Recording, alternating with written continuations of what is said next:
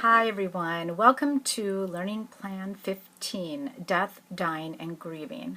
I have to say this is not a very uplifting way to end this class, to have this be the last learning plan, but it is important, and from reading about your experiences in the discussions and the reflections, I know that it will be very relevant for some of you.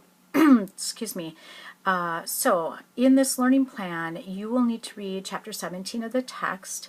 You will have a create your own quiz assignment again, and I have to just say that chapters 7 and 8, when you created your own quizzes, those were just wonderful, wonderful to read. I just thought that you all did a wonderful job on those. So you will need to do that one more time in this learning plan. There is no discussion, and there is a reflection if you so need to complete one.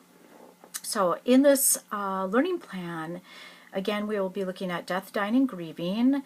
We will be looking at just what is death. How do we define death? And in our culture, I will say that we live in a culture that avoids death and denies death. So the whole discussion about, when is someone dead is quite a controversial one, and there have been many issues throughout the past number of years, even lawsuits that have been involved with that. So it's an interesting one to look at. We will also be looking at historical perspectives on death. A little over 100 years ago, or 100 years ago, people used to die in their homes with their families surrounding them. Now, many people, the majority of people that die separated from those that whom they love and who love them. So in that way, that's another way that we remain far removed from death. And personally, I have been touched by this issue because my best friend, I may have mentioned before, is suffering from a degenerative brain disease. He will die from it. And he lived in Wisconsin for the past 7 or 8 years. We were very, very close, and when he was diagnosed with this, he was moved back. It's a complicated situation, but anyway, he was moved back to the East Coast. That's where his other family members are, and it's not where he wants to be, but that's how the situation had to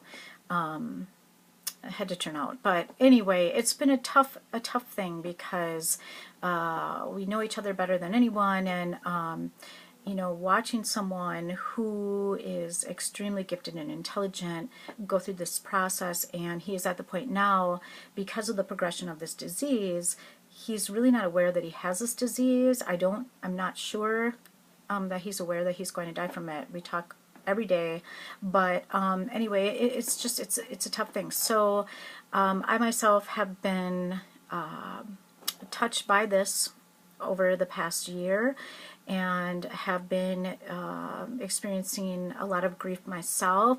That is another thing that we'll look at in this chapter of the text, in this learning plan, Elizabeth Kubler-Ross's 5 stages of grieving. Now, I need to tell you that there has also been some disagreement about her 5-stage model, but she is responsible for having brought a lot of attention to this. And there is something to the stages that we do go, typical stages that we go through when we lose someone close to us. And we don't just move through those stages one by one. It's a lot of back and forth over a period of time. So anyway, you will read about that. Lastly, we'll look at how do we deal with people who are dying.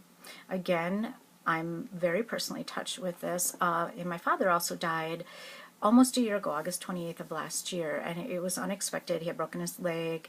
had a broken leg for 2 weeks before. Then they were going to do surgery on him, and he died unexpectedly during surgery, and he had been moved to Milwaukee. So between that and my friend, it's been a tough time, and so this is a subject that's very familiar to me, as I know it is for some of you also. So how do you deal with someone who's dying? With my father, I didn't know, although, you know, in hindsight, there were some markers of that in the last couple of days before he died. And with my friend, it's a little bit tricky because, again, he is not necessarily aware. So there are many different situations. Some of you may have lost someone very close to you from a terminal illness and may be more experienced in that than me. And so anyway, hopefully this will be pertinent to you. If you have not lost someone close to you, I hope that you still read this with great attention, because I think that it is very sad, though, that we are more removed from the people close to us when they are dying. So anyway, with that, again, you know, everything is posted in this learning plan, the assignments, the instructions, but please let me know if you have any questions whatsoever. I have so very much enjoyed reading your, you know, what you've worked on and corresponding with you. So any questions, please contact me, and I wish you the very best of luck in this learning plan.